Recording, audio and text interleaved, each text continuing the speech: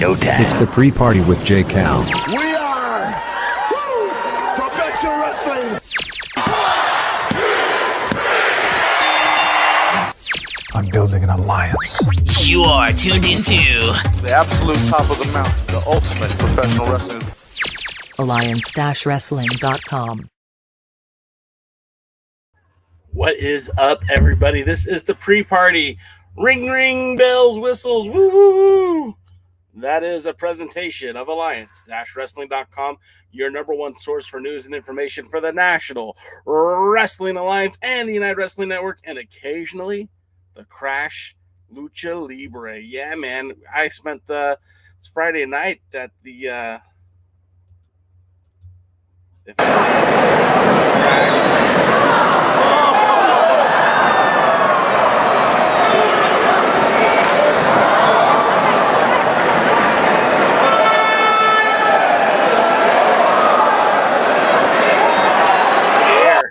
Oh my gosh. Yeah, I spent Friday night down in Mexico at the Crash Lucha Libre. I posted a match that is now available on the YouTube channel. Make sure you check it out when you can. Rosville's in the house. What is up, Rosville? Thanks for joining us.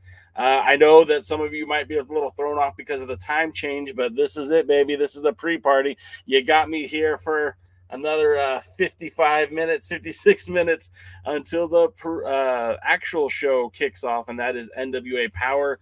That's why we're here every Tuesday. We celebrate the NWA, the National Wrestling Alliance, with the pre-party. We're here to talk about what's going on with the NWA.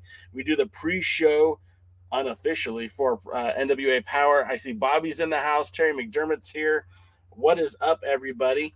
Thank you for checking it out. Now, also, longtime fans of the National Wrestling Alliance, I do have some exciting information.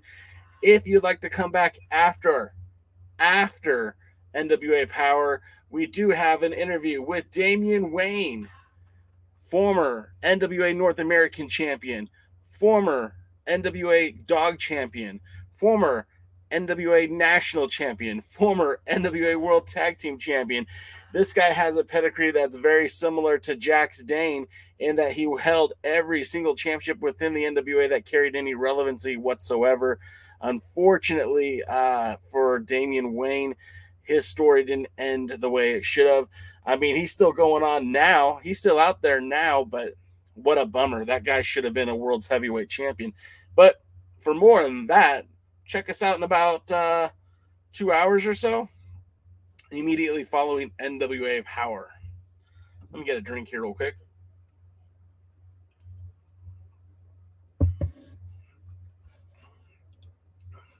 Sean Mega says he's going to start checking out Championship Wrestling from Memphis because of Ivan Warsaw. I'm not familiar with Ivan Warsaw. I'll have to go check out some of his matches. Sean also points out that Damian Wayne is a Virginia indie wrestling legend. Yeah, man. I mean, Damian Wayne, Mr. Mid-Atlantic, the Mid-Atlantic badass, really did everything you could within the National Wrestling Alliance. And he traveled up and down the Eastern Seaboard, whether it be wrestling for New England Championship Wrestling, Dangerous Adrenaline Wrestling Gladiators. He was on those early FIP shows, the ones in Florida that were connected to Ring of Honor, NWA Virginia, obviously, and really all points in between. Even was able to come out here to the West Coast. He won the NWA North American Championship by defeating Drew Onyx, and that was kind of cool. He held that North American title for some time. So, without any further ado, because I could talk about our pal Damian Wayne all day, let's save that for the podcast that I do later while we're going to interview him. And today is the next episode of By Any Means Necessary, Part 2. Now, of course, these matches were filmed back on October the 24th in Oak Ridge, Tennessee, or Kentucky, not Tennessee. And, this was a very exciting set of matches. When we were watching these unfold last week, I was pleasantly surprised. Not only was the production top notch, like it looked really crisp, it looked very clean. It had, and I mean this in the most sincere, positive way possible, it had those NWA Sawmill vibes where the fans were really into everything. It was just a really cool effort that the NWA produced. We also got some pretty big surprises last week. I mean, first we got the return of Jay Bradley, who we hadn't seen on NWA programming since the 10 pounds of gold, where he was delivering notices for William Patrick Corgan. He had also been at the 70th anniversary show as part of the national title qualifying matches. And then he was also at the Crockett Cup 2019, teaming with Josephus of all people in that tag team battle royal, but they didn't make it past the first round. He was also at the pop-up event back in early January of 2019 as well, when he had a losing efforts to Tom Latimer. So it was really cool to see him again, and Wrecking Ball Legursky, a student of Matt Taven and now under the tutelage of Bubba Ray Dudley. It was really cool to see both of those guys make their power debut. And I felt like it was such a interesting dichotomy, because you kept hearing Gary Horn on social media indicating how big these gentlemen were. But, when you see Yuma, who is all of about 5'6", in the ring with these guys, you could really demonstrate just how big they are. They're just huge. And it was really fun to see them come in. They got a victory, but then they lost their victory when they wrestled the OG Kingdom, the original Kingdom, Matt Taven and Mike Bennett. And that match was actually a lot of fun. We got to see some tag team work from the former IWGP Tag Team Champions, former Ring of Honor Tag Team Champions. So a lot of cool energy going into that event. And then, of course, we had the women's tag team match afterwards, a couple other matches as well. So a lot of high energy going into episode number 2. We don't know what kind of surprises we're going to get. We do know that we'll be introduced to Mike Knox at some point in the show, but we'll see how the rest of it all plays out. It was, I thought it was pretty cool, and I hope you guys enjoyed it too. And we'll talk about some of the matches that are happening later tonight, but I do want to come over and see some of your guys' comments. Sean, going back to Damian Wayne, ask him about Cahagas.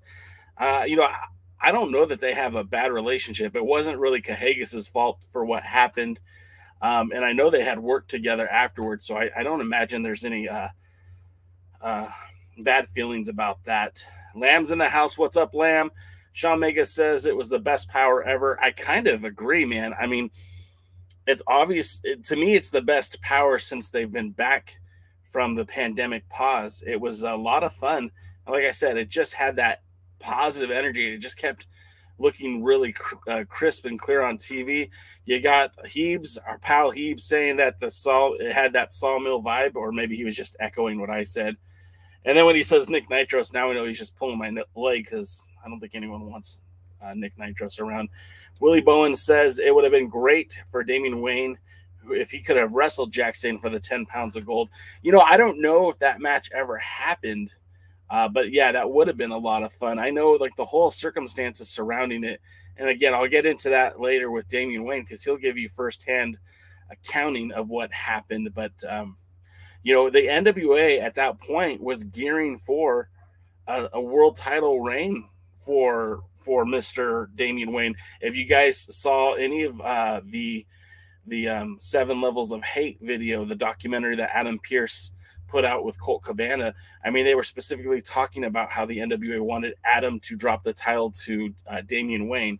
So the fact that never happened, or he never got an opportunity to have a run with that title, was kind of disappointing. Our pal Bobby says, I like watching championship wrestling from Atlanta. Marina Sharif and Rekha Tahaka and Heather Monroe and Danny Jordan are my favorite wrestlers. I mean, that's a good list. I made the trip out to the very first Atlanta TV taping, because that's kind of madness that goes through my head.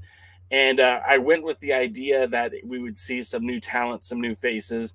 And then midway through we thought we were going to have that world title match there. Obviously, that didn't happen, but the taping itself was a lot of fun. Being able to see some new faces, some familiar faces. Heather Monroe, I think, is widely underutilized in the world of professional wrestling.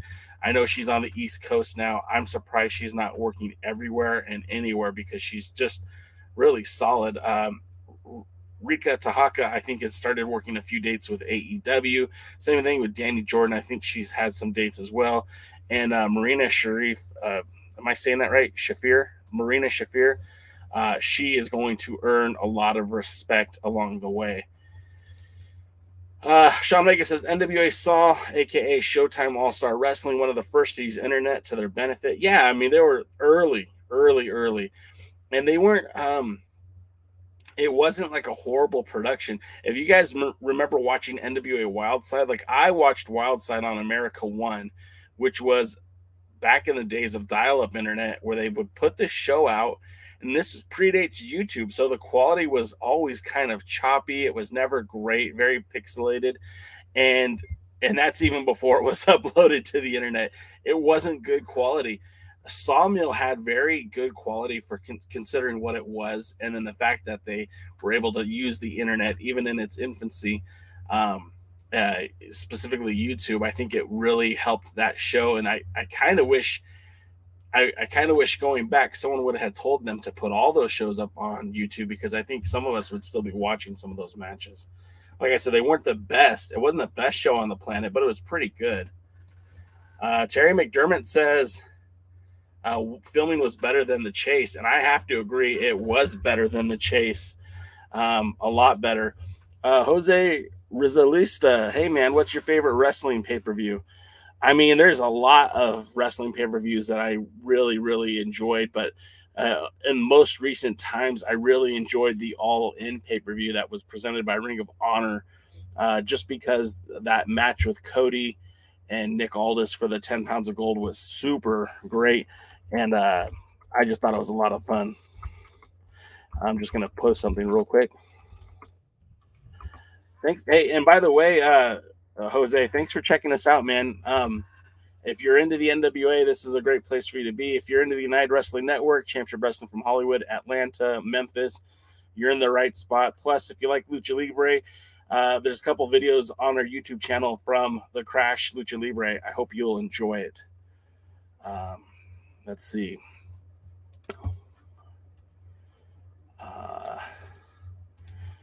Sean Mega says Pope and Jazz confirmed for 4 days of taping in Georgia in December. Well, yes, Pope, of course. I mean, I would be surprised if Pope wasn't there. Jazz confirmed. Jazz has been working as an agent with the NWA, so I imagine that would still play a role into whatever she's doing. Although I heard she's looking at taking bookings in 2022, so maybe we'll see her back in the ring again. Jazz is incredible, and someone of her caliber and her talents, I very much believe that she could still go to this day and still be better than a lot of the folks that are out there. Lamb says 4 days, pay-per-view, and 3 days of TV tapings. Yeah, I mean, that's kind of like the model that they've been following. And, you know, that can work to their advantage too, because it never hurts to have more content than what you need to produce. So they could go out there and film for 3 days and still have the opportunity to pare all that stuff down and make it into some sensible content for the weekly Power series, and then those extra matches feature on YouTube. And that's where I would challenge the NWA to not give us like the rinky-dink matches on YouTube, but put some really solid content out there to attract more viewers to the fight schedule, to set up that subscription base for the NWA. Terry says last week's show was an A+. I mean, that's if you listen to the Alliance guys, we were still pretty critical of the show, but there were a lot of elements that were much improved. Like the production alone made the show so much better, so much more what's the word I'm looking for? Digestible. It had a palatable taste to it because the production was clean. The wrestlers were great. Some surprises. It was pretty good. A lot of the wrestling was fun, and I thought it was a good show. Um, Nick Nitros is greater than Austin Idol today. I'm going to take a drink on that. I think actually Idol isn't that bad in the broadcasting booth. I just think him and Velvet Sky should not be at the same table at the same time. Sean Mega says the OGK and the Fixers is a nice addition to the tag team division, but Matt Taven is Matt Taven. He needs to be working with Aldis and Latimer. I mean, that's a fair point. That's a totally fair point. However, right now, Aldis, we don't know what direction Aldis is going to be heading in after the end of tonight's show. Hopefully we have some direction based on the fact that this show is supposed to help build up to the December 4th pay-per-view. But I would imagine that you're going to see Aldis and Latimer square off in the ring again at Hard Times #2. And if Matt Taven and Mike Bennett are long-term for the NWA, then I would expect that you're going to see them more as a tag team leading up to the Crockett Cup. The Crockett Cup was the highlight of March. That was like the springtime pay-per-view for the NWA, but obviously things have changed, and I really feel like they're going to kick off the new year. And this is just my opinion. Nobody has confirmed this to me, but I believe that they're going to kick off the new year heading towards the Crockett Cup 2022. That's just my opinion. Willie Bowen says, where's Vipress? Vipress has never really been a part of the National Wrestling Alliance. When we saw her on Primetime Live, that was under the United Wrestling Network. And I saw that she's supposed to be wrestling on the Title Match Network very, very soon. But I'm sure you could check her out on Twitter to see more. Bobby Batito, my boy Bobby. I keep checking it out. Sorry. Bobby says, I would like to see Lindsay Snow and Lady Frost as a tag team and they wrestle against Hex. Yes. Lady Frost to me is the most polished product that has kind of been associated with the NWA that hasn't had a run at the big table. The Pope formerly with the WWE and Impact. Of course, Aldis and Impact and Tom Latimer and Impact. Trevor Murdoch, obviously WWE. Lady Frost is so good in the ring, and I know she's getting opportunities to wrestle in Impact, and I think even AEW Dark, but she is somebody who I think could really help carry that women's division going forward. And if they want to put her in a tag team with Lindsay Snow, then I think that would be a lot of fun, and I kind of hope they do. Sean Mega says, saw taped weekly as well, which made things fresh. Yeah, and that's the thing, too. Like, going forward, the NWA should be taping weekly. Like, I don't know why it's such a well, let me pause. It's not my money, right? We're talking about lots and lots of money, and it's not my money. If it was my money, I'd probably be doing something similar to what Billy's doing. But I just see promotions that have lesser budgets doing monthly television tapings, and to me that seems like the most ideal situation. If you can do a monthly television taping, get 4 weeks of TV, and come back next month and do the same thing, your talents, everything's connected to only 4 weeks out. So if something fresh happens or a new person becomes available to join your roster, you're not waiting 2 months for them to join the roster. Literally, they could be on your TV within 5 weeks. I think that's pretty cool. Lamb points out that, yes, Vipress is now based from Orlando, and so she's an East Coaster too. Yes. And let's see. Rosville says, I bet the next Hard Time kills. I don't know, man. I'll be honest. Hard Times 2 is not super. It doesn't look like it's must-see TV to me. So far, the matches that we could assume are, we know that unequivocally Scion has challenged Tyrus for the NWA Television Championship. We know that. We know that Hawk, Ari, or The End are going to challenge the NWA Tag Team Champions, La Rebellion. We know that. Outside of that, what do we got? I don't think we have a women's championship match yet. I don't think we have a women's tag team championship match yet. The national championship hasn't been announced, nor am I expecting it to be. Then we're only assuming that Mike Knox will be challenging for the 10 pounds of gold. That hasn't been specifically stated, and we'll find out more after tonight's show. We don't know where Crimson or Jax Dane will be on the show. We don't know where Chris Adonis will be on the show.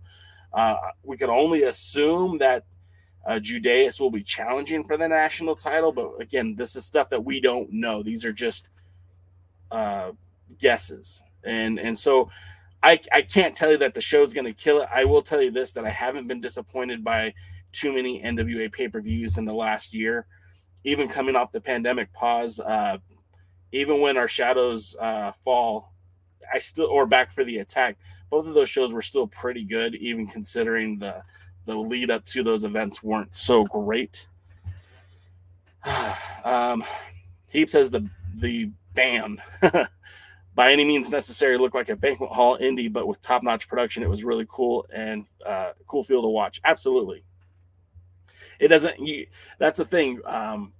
We were all excited about the chase, and by all the right reasons too. The historical significance, the venue itself.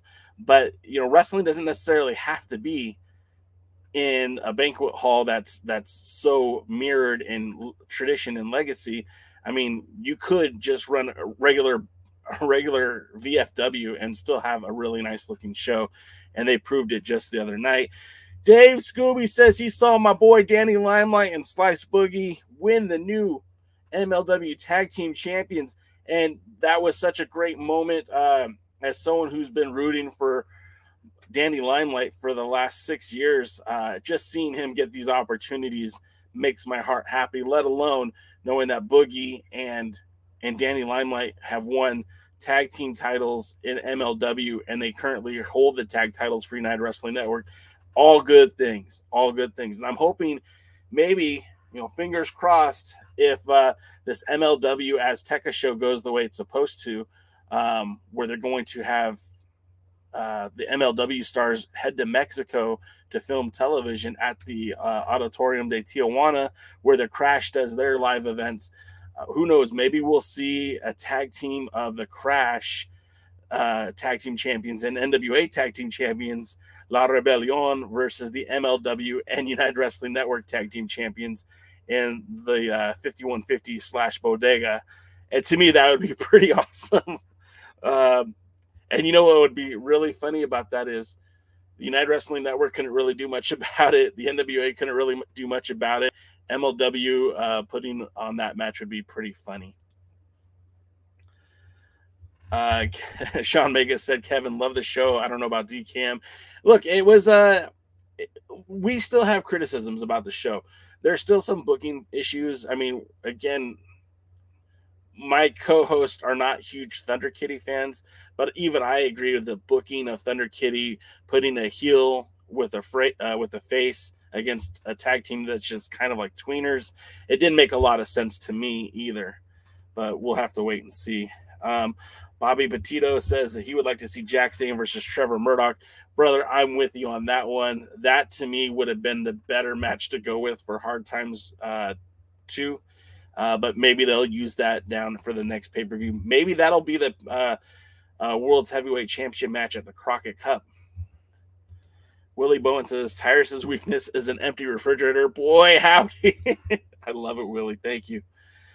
Heap says, with Crockett Cup around the corner, you kind of need top guys to fill out the tournament. Exactly. And I mean, if you look at that, if you look at the tag team, there's not a ton of talent in there right now. And I know that sounds a bit harsh, but if you look at just the tag teams that they have today, so you have La Rebellion, sure, absolutely. Hawk Ari, 100%. The End, great tag team. So there's 3 really solid tag teams. Then you may or may not have Kratos and Stevens. Then you definitely don't have the War Kings anymore. You might have Strictly Business, but let's be honest, I'd rather see Latimer in a singles match, and I'd rather see Adonis defend that title. Then you have Rudo and Stanley, who we haven't seen in a while. That's an okay tag team. Then you've got the Ill Begotten, which I don't really need to see anymore. And then, as we go on and on and on, that brings us to the Fixers and the OKG. So, I mean, that influx of talent is going to be helpful. And then who knows? I mean, in 30 days, look, those announcements, those NXT wrestlers who were released will be available. If they want to come work for the NWA on December the 4th, they're free to do so. Anybody from the main roster who was released early in their year, of course, they have the same opportunity. But anyone that was released recently, like Keith Lee or Karrion Kross, I don't think you'll see them in the NWA this year. But there is a whole bunch of talents from Ring of Honor that could show up. I mean, could you imagine Jay Lethal or Jonathan Gresham showing up in the NWA? I think that'd be pretty fun. Sean Mega did correct me. Kamille versus Melina. That is right. She did win that elimination match 2 weeks ago, the triple threat match. So you're right. Thank you, Sean. Thanks for pointing that out. Terry McDermott says Joe and Austin should be by themselves. Put Velvet in another role like a member of the NWA management. I mean, that's not a bad idea. Could you imagine like that? She could be the GM. She could be the one that takes the heat for all the bad announcements because you don't have William Patrick Corgan at the shows. If Velvet was the GM of POWERRR, then she could have that role. That's actually a really good idea, Terry. I like that a lot. And Lamb says Melina versus Kamille for the pay-per-view, 100% right. Yeah, you guys are on it. Sean Mega says, I think we'll get Aldis versus Latimer. I think we will too. And I don't have a problem with that. That's the natural progression. I think that makes sense. It just seems some of these other matches haven't really been built up the right way. Bobby Petito says that he would like to see the tag team show up like the Blonde Force Trauma, the Renegade Twins, and Hell on Heels, and the Free Babes. I mean, that's a lot of solid talent. Again, if the NWA decides to do a Crockett Cup women's tag team tournament, I mean, that could practically be your roster right there.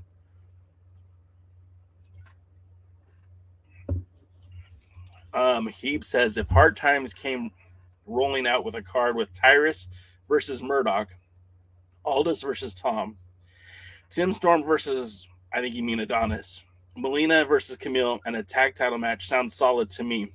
Too bad we have some weird matchups looming. Yeah, I mean, Tyrus is definitely has his date with Scion on the 4th, so that's where he'll be. And I don't hate a matchup between Tyrus and Murdoch if that's the match that sends Tyrus down the road. You know what I mean? I'm okay with him leaving now. Sean Mega says Danny Limelight will main event Reality of Wrestling in Las Vegas in 2 weeks. Yeah, I mean, it's just my boy Danny Limelight's blowing up, and I'm not going to say this podcast or anything had anything to do with it. I'm just very happy for somebody I respect, somebody that I like, and somebody that I want to see good things happen for. So I'm happy with that. Willie Bone wants to see Midnight Heat versus La Rebellion for the NWA Tag Team Championship.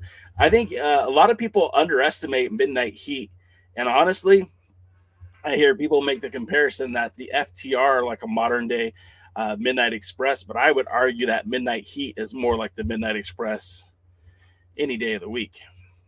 DKM still isn't a fan of Thunder Kitty. He says, finger crossed that Mike Knox match is saved for another supercard and not the pay-per-view. I mean, look, who knows, right? Like, there's been no official statement, but maybe Knox makes his presence known on the TV tapings, or maybe he has plays a hand at the pay-per-view too. I mean, no one has officially said that he's on the roster. There has been no huge announcement yet, so that would be that'd be interesting.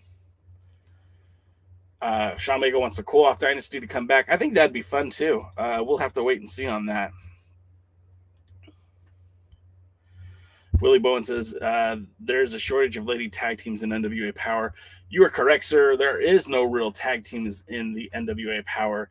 Where that's why they're throwing together Thunder Kitty and the Little Blue Dragon, Tootie Lynn. It's not a real tag team. They don't have tag teams. That move, I think, was a reactionary move. That was, I feel like, too early. Now, if they were going to start promoting more women's wrestling on a regular basis, or if those tag titles are going to be allowed to travel to different promotions, then I could see it. They did defend in Ring of Honor, but I don't think they're going to be defending those titles too often. So it kind of seems almost pointless. There's not a whole lot of women's wrestling we talk about how good the women are in the NWA, but there's not enough women to go around to create a tag team division. They just don't. Terry says Thunder Kitty was 12, or Thunder Kitty started wrestling when his grandpa was 12. And Bobby Petito says that he would like to see more Christy Janes in the NWA. You and me both, brother. I think she's a great athlete. I've watched her a few times. She spent some time in Southern California, but she's also been, United Wrestling Network, the NWA, AWS, Baja Stars out here. She's worked the Crash. I think a lot of Christy Janes. I think she would be an excellent addition to the roster, and I hope to see more of her, more of her in the NWA. But looking at the matches for tonight, we have, and so this is where booking gets weird to me, and maybe the show explains it, but there's a no DQ match between Heartthrob Jaden and Tim Storm. Now, without, specifying why, this looks like a dumb move. On paper, this doesn't make sense, but obviously maybe something happens at the event to set up this match. That's all that I could hope for. But I wouldn't even advertise it as a no DQ match. I would just advertise it as a regular match and let the story unfold in front of us instead of giving us these details. The other match that's also scheduled is the 2 out of 3 falls match between Kamille, your women's world champion, and she'll be defending the Burke against Kenzie Paige. Now, this will be Kenzie Paige's second opportunity to challenge for the Burke. And that should be a fun match.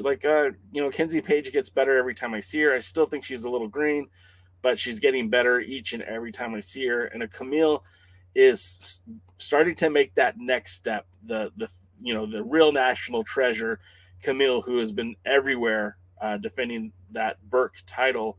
I see big things for her, and I hope she continues to keep paving the way for women's wrestling and the National Wrestling Alliance. Then, of course, we get Strictly Business taking on a former member, Nick Aldis, and the world's heavyweight champion, Trevor Murdoch. Now, a lot of people were expecting Nick Aldis to turn on Trevor during this match, but the news out of Kentucky is that does not happen. Of course, other things do happen, so we'll have to wait and see the fallout of this match, how it all plays out. Is Nick Aldis, does he get his comeuppance, does Strictly Business get their comeuppance from Nick Aldis? That'll be interesting. And, of course, the steel cage match, the War Kings collide. It's the end of an era. It's the end of one of the greatest tag teams that the NWA ever had that didn't win the world tag team titles, and I'm talking about Jax Dane and Crimson in that steel cage in Kentucky. One of them is going to walk out the winner, and hopefully the score will be settled then and there. So I'm excited, man. I'm really looking forward to the show. Of course, we were given so many surprises last week. We had 2 additional matches, the introduction to the Fixers, the introduction to the OGK. So I'm hoping that we're going to see more and more surprises tonight and more solid wrestling. Willie Bowen says he wants to see Ruby Reyes, Heidi Katrina on the NWA Power roster. As someone who I can legitimately say that Reyes is a friend, I'm perfectly comfortable saying that I'm biased towards her. I would like to see her everywhere. I'd like to see her have nothing but continued success. So I absolutely agree, Willie. I'd like to see her on Power. I'd like to see her take Kamille one-on-one and show what the Chingana can do against the Brick House. I think that'd be a lot of fun. Kamille in a 2 out of 3 falls will be really a challenge for her. Yeah, depending on how the match goes, Kamille is not used to wrestling real long matches. Now, when she wrestled Legit Layla, that match went a little long. When she wrestled Chelsea Green, that match also went a little long. But mostly in Power, as I say that, maybe I should shut up, because I know that her match with Thunder Rosa was, I think, like a 60-minute Iron Woman match, wasn't it? Maybe I'm misremembering. Anywho, I think Kamille's great, and I think she's going to have a great match. Dave Scooby says if Jazz comes back and wrestles in 2022, have her challenge Kamille for the title that she never lost. A win over Jazz will elevate Kamille. You know what? You're you are 100% correct on that one, Scooby. If Kamille were to defend that title against Jazz and come out victorious, even though Jazz is a little bit older, that's still a huge victory for Kamille. Huge victory. Terry McDermott said once it was said Nick Aldis would become an announcer for Fight TV, but I guess that did not pan out. I think he was never supposed to be a genuine announcer. I think he was just supposed to come in and do not as much commentary, but give his 2 cents on a fight or a match. And he did it a handful of times. I don't know if he still – I don't know what the long-term plan was that. But that was, again, during the pandemic, too, when they weren't wrestling. He needed something to do. Bobby Petito says he would like to see Kamille versus Santana Garrett, another former NWA Women's World Champion. Santana Garrett, as someone who I would like to say that I was friends with her father. Kenny used to join us on the Alliance Guys podcast quite a bit back in the day to celebrate the wrestling that they were doing out in the Midwest. He was a good dude, so I've always kind of cheered for Santana because of how much Kenny put us over back in the day. He never had to. He didn't need our help, but we had a good time whenever he was on the show, so that was a lot of fun. And then you guys are pointing out it was a 20-minute draw, not a 60-minute. But all that being said, yes, 20 minutes is a heck of a lot less of time than 60. But, most matches these days, even on the independents, probably had about 15 minutes or so per show. I was at, like I said, the Crash Lucha Libre, and then a 4-man, 4 tag team eliminate. Let me try that again. A 4-way tag team match for the Crash titles went about 15 minutes, not including introductions. So we'll see how that goes. Sean Mega says Jazz said she will only wrestle in tag team matches. She's got bad knees. That makes a lot of sense, and still opportunity for her to work the NWA because they have tag team titles. So that should be noted too. Bobby Petito. He would like to see Kamille versus Taya Valkyrie or Ember Moon or Mia Yim. I mean, these are a lot of great talents, but I would dare you to say you have to kind of hold back on some of these dream matches. Now, we know that Taya Valkyrie is a free agent. She could show up in the NWA on December the 4th if she chooses to. But I don't think it's very likely. I think Taya Valkyrie is probably going to head to AEW. Not sure about Ember Moon or Mia Yim. But either one of them, honestly, either one of them would make the NWA better if they were here. But again, I'm not holding my breath for them to come. Wow, we got 20 people here in the show.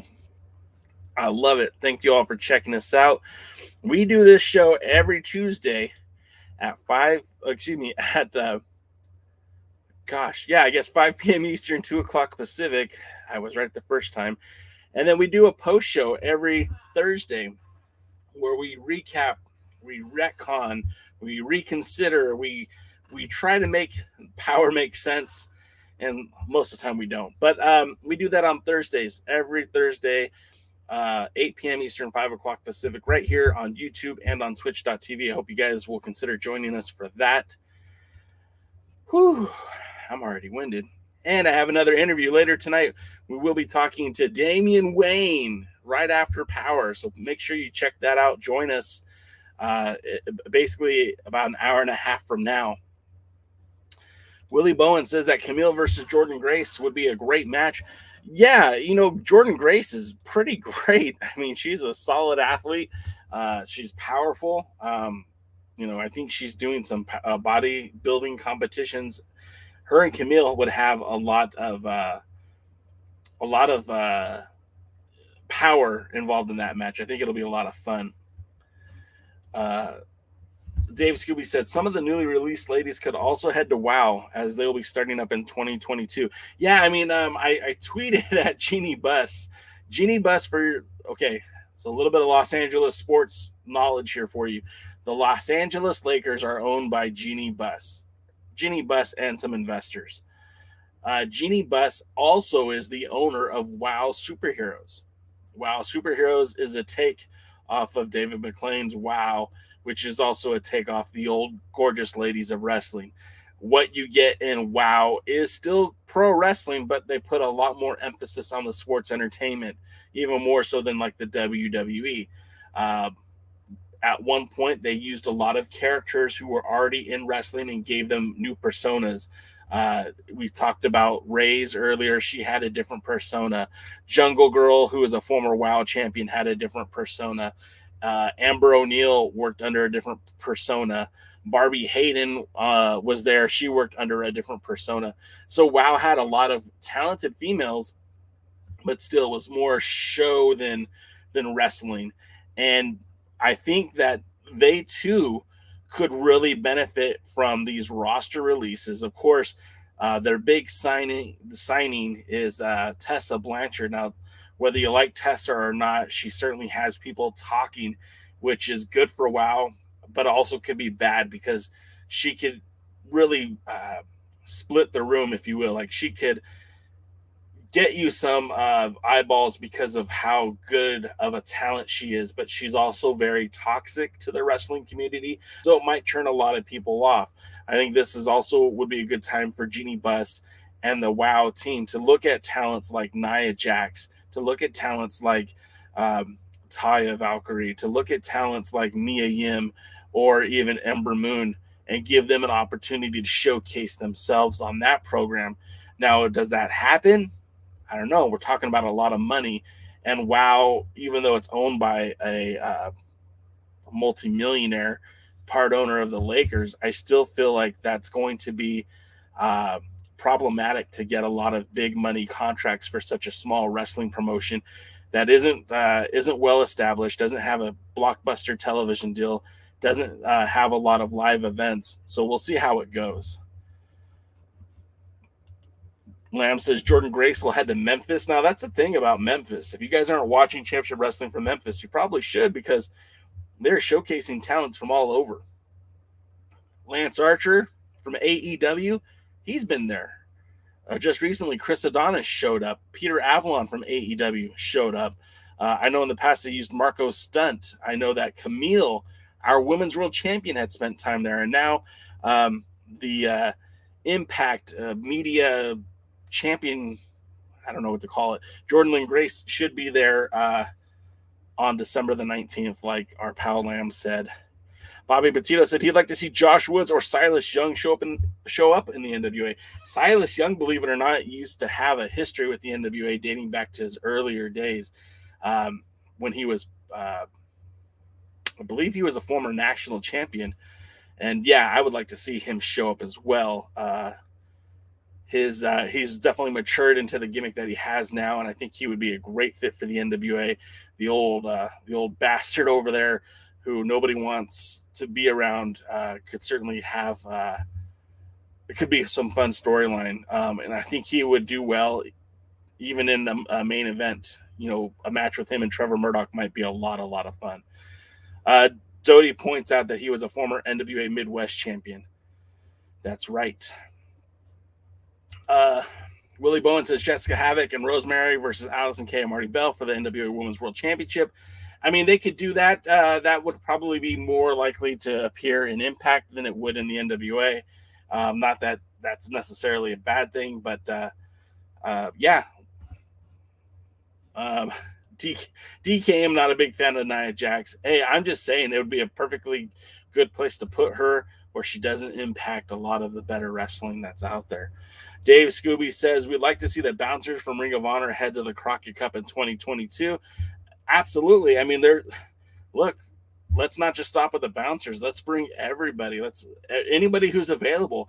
If they could get FTR, I would love to see the FTR. If they could get the Young Bucks, I'd love to see the Young Bucks. If they can get the Lucha Bros, get the Lucha Bros. If they can get, Roosh and Kenny King, let's do it. I'm for it. All the tag teams, more the better.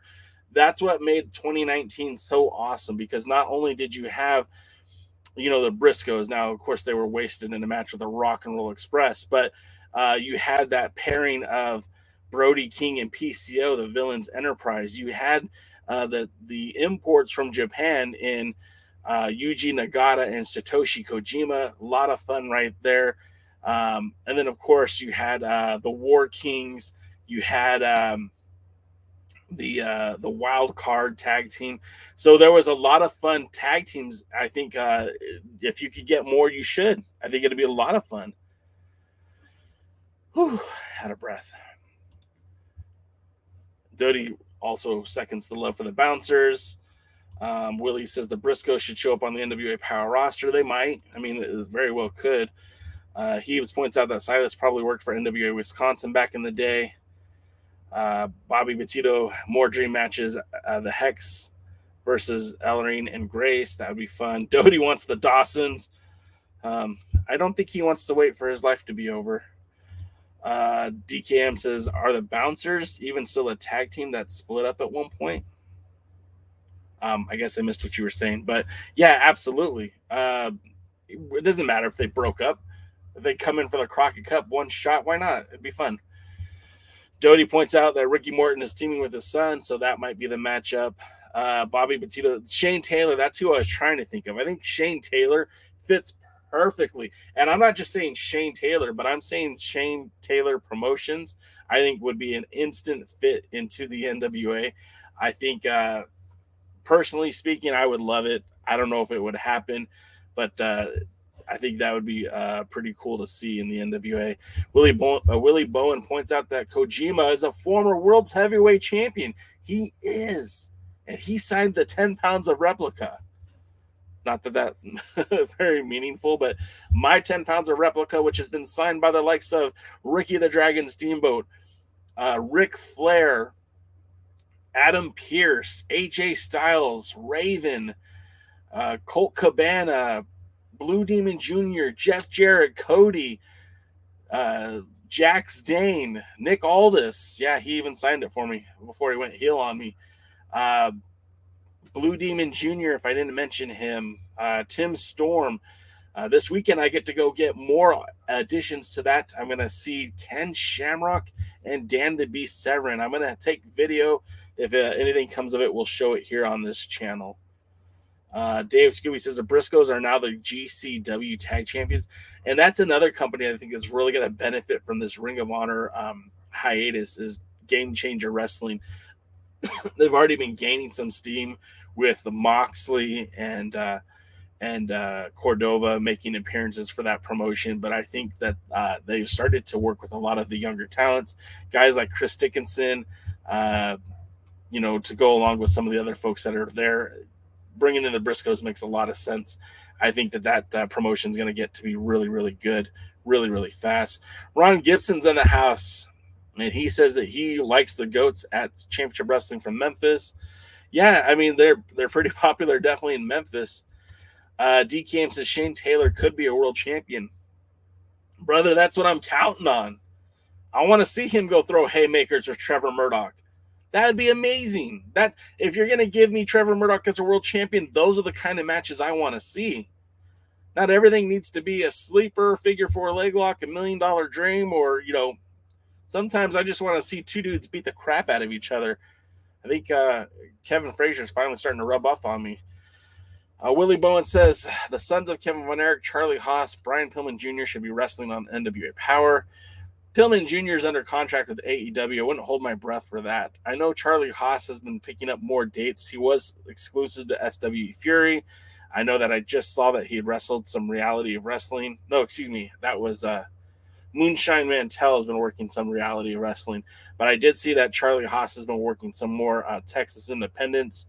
And again, the Von Erich kids, I believe they're locked up with MLW. So I don't anticipate seeing them in the NWA anytime soon, but these are all welcome additions.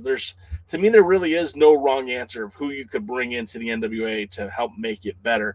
The problem is that Billy Corgan isn't Tony Khan. Billy Corgan can't afford every single free agent out there. I don't think they're going to be bringing in Karrion Kross. I don't think they'll be bringing in Keith Lee. But I would love to see, like Doty pointed out, he would love to see Moonshine Mantell in the NWA. I think that would be there's a lot of talent that's available to the NWA, but they also have a very big backing when it comes to who's already on the roster. So who knows? DKM says, I think the Von Erichs have left MLW and teaming up with Lacey first. You put SMV, and I think you meant SW Fury, maybe. Yeah, if the Von Erichs are available, they would be my go-to pick for the Crockett Cup. I would love to see them in the NWA. The history alone, it makes so much sense. Maybe the Von Erichs versus FTR in the finals. I don't know. Bobby Petito says he'd like to see PJ Black show up in the NWA. I mean, again, there are a limited number of roster spots for this show. They can't get everybody. They just can't. But it would be fun to see some of these talents show up. And again, with the way that the NWA works, with that rotating roster, you know, I haven't seen a match with JTG in a while. Maybe he's the next guy that would come in. Maybe he would replace somebody like JTG. And I'm okay with that. You know, bringing in talents in for a short run and having them go, I'm totally good with that. And that could work for PJ Black. That could work for the Von Erichs. Hell, send Lacey too. I really like Lacey. Doty brings up a good point. I think that's just what I was kind of hitting on. If Billy cannot afford big names, there's so many interesting indie guys like Moonshine Mantell, Niles Plank, Anita Khan, Attila the Khan, and others interesting names who will bring alternatives in wrestling. I mean, look, New Japan Strong is bringing Josh Barnett back into the ring. I get to go see that match next Monday, Alex Coughlin and Josh Barnett, and I'm excited about that. That's going to be terrific. You're right, Doty. There are so many names out there that don't require a huge payday. They don't require to be locked up under contract, and they give you some really interesting matches. Moonshine Mantell versus Cowboy James Storm, to me, sounds like a match that would be a lot of fun to watch. Yeah, I think there's a lot of fun things that can happen right now. It sucks if you're a Ring of Honor talent or if you're recently released WWE talent and you had this gig that you were getting paid to wrestle and now that's stopped. That sucks. That's the worst. Losing your job is awful. The financial security, the concerns about what to do next. You still have to provide for your family, all of that stuff. I get it, and it's an awful, awful position to be in. However, wrestling right now, in terms of popularity, seems to be at an all-time high. People are talking about wrestling from across the globe. We have promotions in the United States. There's more opportunities right now than there have been in a long time. There's indies that are popping up that are now becoming bigger deals, like Game Changer Wrestling. Defy Wrestling is traveling from the Pacific Northwest to Southern California. You've got promotions like, I forgot the promotion's name. Prestige Wrestling, who's doing dates all across the West Coast. You've got promotions like Future Stars of Wrestling in Las Vegas, Championship Wrestling from Hollywood, Pro Wrestling Guerrilla, who could really take advantage of these opportunities with talents. I mean, there's so much that can happen now. I really feel like things are really getting to that next level. And it sucks that Ring of Honor is not where it was, and hopefully it will return in some capacity. But I really think there's going to be a lot more opportunity for the indies to start blowing up again. And I think that'll be really good for the NWA. That'll be good for pro wrestling in general. Mark's Reviews. Welcome to the show, Marks. He says, do you think Nick Aldis would benefit from a new gimmick? Hot take alert. I think Nick Aldis is almost perfect the way he is. Yes, your boy J. Cal just said something nice about Nick Aldis. And I understand where a lot of you might not understand where I'm going with this, but Aldis's gimmick has never been the problem. Aldis's saturation on the program is what the problem was. The more that he is off TV and the more that we don't see him, the more people are going to want to see him, the more excited they'll be when he returns. I don't want to put him in the world title picture. I don't want him to have a shot at Trevor Murdoch. I want to see him start over. And a more humble Nick Aldis isn't necessarily a gimmick change. It's just a new direction for the character. He still wants to be the national treasure. He still wants to be the real world's champion. He still thinks he's the dealer, but now he's looking at it from a different set of eyes, the ones that are on the low end of the totem pole. So he's going to have to earn his way back to the 10 pounds of gold. I personally think that they would best be suited with him to put him in a feud with Adonis or Latimer and have him have that match and that series and that blow off before they even consider putting him anywhere near the world's title. But no, I think he's good the way he is. He says Lacey had a stint in TNA with Velvet, so that's basically the qualifications. I mean, right? Let's do it. Let's bring her in. Bobby says he'd like to see Dragon Lee or Jonathan Gresham show up. Watching Dragon Lee this weekend, Friday night at the Crash, I can tell you that dude is dope. That dude is so good. He wrestled in a 4-way match with El Hijo de Vaquino, Bandito, Willie Mack, and Dragon Lee, and that match was just off the charts great. Rosville says Defy. Yep, Defy I think is, if they keep playing their cards right, they're going to be a big deal here very soon. Sean Mega says, build up Mims, homegrown talent. Absolutely. Absolutely. I would like to see Mims be the next person to win the television championship. I think that'd be a great story for Mims and a great way to kind of bring him to that next level. Bobby Petito says he'd like to see Trevor Murdoch and Shane Taylor. Again, that match would just be balls out crazy. I think they would just, it would just be two dudes beating the crap out of each other, and I'm here for it. Mims is worth being built up, but maybe he needs more bombastic name than just Mims. Strong Boy Mims, what's wrong with that? So we're up against the hour, 5 minutes till, which means you're going to be watching NWA POWERRR in roughly 10 minutes. So we'll get out of here so that you can go and use the restroom, get yourself a nice soda and some popcorn to enjoy the second night of By Any Means Necessary. If you enjoyed this podcast, and I did see a few new faces in here, make sure you hit that thumbs up button, and even better, subscribe so you can find out when the next podcast will be, which, spoiler alert, will be in about an hour. Also, if you really, really like the podcast and you want to help support it financially, you could order a hat like this or a t-shirt that has a similar logo on our merch store, and you can visit that at alliance-wrestling.com/merch. And that'll take you to our merch store. If you prefer to listen to these podcasts as opposed to watching them live, you can also do that by just going to the Alliance Guys podcast and just check that on any podcast service, whether it be iTunes or Google or Spotify. We're pretty much everywhere, even Amazon. And lastly, we are giving away a replica title of the NWA Crown Championship. When we hit 1,000 subscribers, and guys, we're getting close. We're getting very, very close. At last check, we are at 100. Not 100. That would be low. We're at 788. Once we hit 1,000 subscribers, our good friend NWA Gold will be giving away his crown title to one of you lucky subscribers. So I hope you guys are enjoying the show. I hope you guys are sharing it and getting it out there, because you could win that title. And that would be pretty damn cool. I know I'd like to win that title. But that's going to wrap it up. Again, thanks you guys for being here. We'll be back later tonight, 1 hour from almost an hour from now. So make sure you come back and check us out, because we will be doing the interview with Damian Wayne, Mr. Mid-Atlantic, the Mid-Atlantic badass.